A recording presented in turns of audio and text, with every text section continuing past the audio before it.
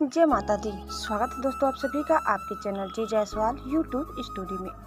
दोस्तों आज हम सुनेंगे महाभागवत देवी पुराण का 24वां अध्याय। इस अध्याय में भगवान शंकर द्वारा पार्वती के समक्ष विवाह का प्रस्ताव रखना है। मरीचि आदि ऋषियों का हिमालय के पास जाकर अपनी पुत्री भगवान शंकर को समर्पित करने का परामर्श देना तथा हिमालय द्वारा इसकी स्वीकृति देना है। श्री महादेव जी बोले, तब भगवान शंकर कामदेव के शरीर का भस्म लेकर अपने संपूर्ण शरीर पर उसका लेपन कर पुनः अपने भूतगणों के साथ पर्वतराज हिमालय के शिखर पर तपस्यारत हो गए और पार्वती भी उसी हिमालय पर्वत पर तपस्या में संलग्न हो गई।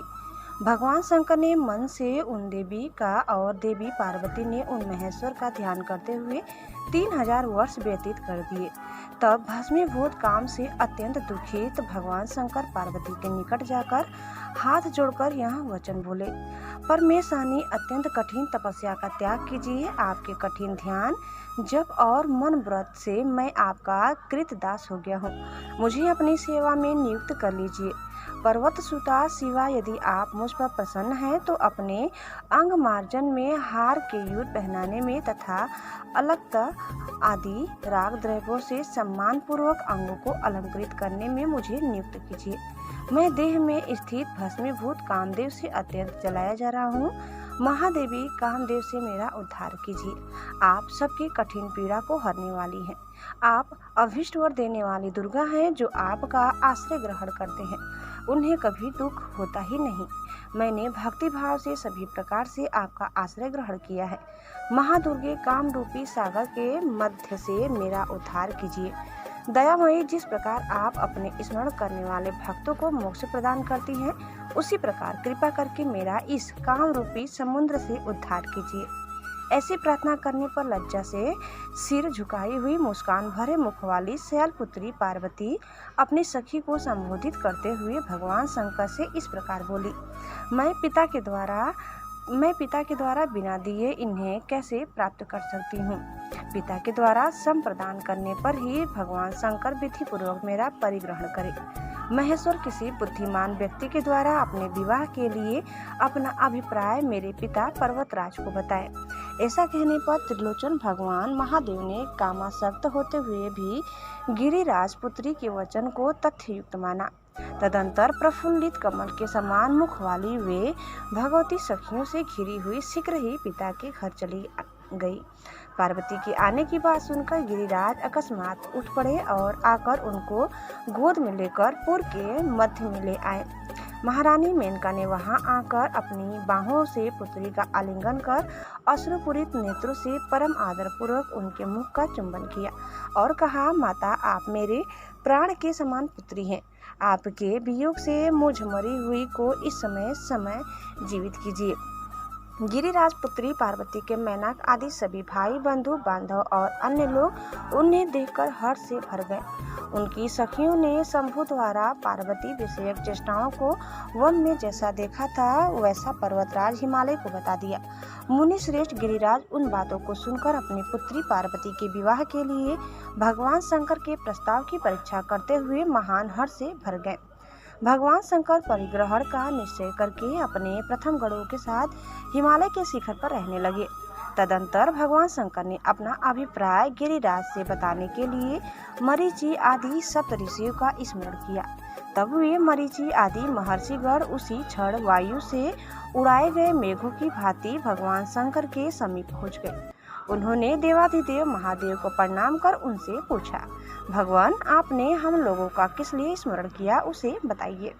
मुनि पुंगव काम से निर्दग्ध हृदय वाले भगवान महादेव ने मरीचि आदि मुनियों को पृथक पृथक संबोधित करते कहा, श्रेष्ठ मुनियों, संपूर्ण विश्व के कल्याण के लिए, संतान वृद्धि के लिए आज मेरी विवाह करने की इच्छा हो रही है।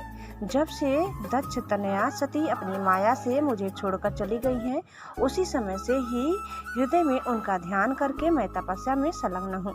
उस तपस्या से संतुष्ट होकर उन्होंने स्वयं गिरजा जो तनया होकर अपनी इच्छा से मुझे पति के रूप में स्वीकार कर लिया है। किंतु उनके पिता गिरिराज हिमवान यदि मुझे बुलाकर परिग्रहण संस्कार करके उनको देते हैं, तभी वे मनोरम मुख वाली सुंदरी मेरी पत्नी होंगी। भस्मीभूत कामदेव से मैं दिन रात जल रहा हूँ। बिना उन गिरिराज पुत्री के मैं शांति नहीं प्राप्त कर सकूंगा। यदि आप लोग मेरी सहायता करके उन मेरी एकमात्र प्राण प्रिया को प्राप्त कराने में समर्थ हो सके, तभी मैं स्थित रह सकता हूँ। ऋषिगण बोले, देव प्रभु, जो करनीय हो वैसी आप हमें आज्ञा दीजिए, उसी प्रकार हम लोग प्रयत्न करेंगे। इससे बढ़कर हम लोगों का और कौन सा कार्य हो सकता है। आदि शक्ति परमा विद्या पूर्ण स्वरूपा परा प्रकृति जो हिमालय की पुत्री है, वे ही आपकी पूर्व गृहिणी है। शिव हिमवान निश्चय ही अविलंब अपनी पुत्री पार्वती आपको दे देंगे। इस कार्य में हम लोग तो केवल निमित्त मात्र होंगे। श्री महादेव जी बोले, वे सभी महर्षिगण भगवान शंकर से ऐसा कहकर परम प्रसन्न हो भगवान शंकर के विवाह के निमित्त पार्वती को संयोजित करने के लिए गिरिराज के नगर में चले गए। आए हुए उन महर्षियों को देखकर गिरिराज ने भी उन लोगों की यथाविधि पूजा कर न्याय पूर्वक उन्हें आसनों पर बैठाया। इसके बाद वे महर्षिगण पर्वतराज हिमालय से कहने लगे, राजन, आपकी भलाई के लिए भगवान शंकर ने जो कहा है उसे सुनिए। प्राचीन काल में दक्ष तनया सती उन्हीं की अर्धांगिनी थी। वे ही आपकी पुत्री इस समय कल्याणकारिणी पार्वती के रूप में उत्पन्न हुई हैं। उन्हें आप परमात्मा भगवान शिव को दे दीजिए। आपकी कृपा से वे पत्नी को प्राप्त कर सुखी होंगे।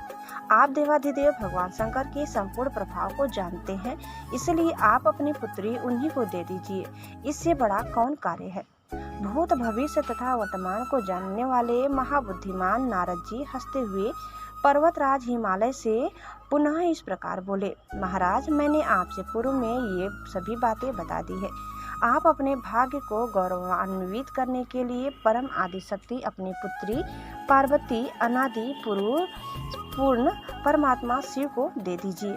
तब हर्ष से प्रफुल्लित मन वाले गिरिराज हिमालय ने उनसे कहा कि आप लोगों के आने से मैं कृतकृत्य और पवित्र हो गया हूँ। सभी लोग जिन चंद्रशेखर को देवाधिदेव कहते हैं, वे संसार के सृष्टि, पालन और संहार करने में सक्षम है। उन्हें अपनी पुत्री देने में मुझे क्या आपत्ति है। उन्हीं की इच्छा के अधीन यह संपूर्ण विश्व है तथा मैं भी उन्हीं की इच्छा के अधीन हूँ। उनकी जैसी इच्छा हुई उसी समय वैसे ही मेरी भी इच्छा हुई।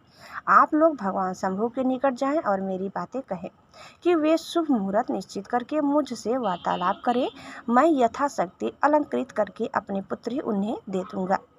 दोस्तों, इस प्रकार महाभागवत महापुराण के अंतर्गत श्री महादेव नारद संवाद में पार्वती विवाह उपक्रम नामक 24वां अध्याय पूर्ण हुआ।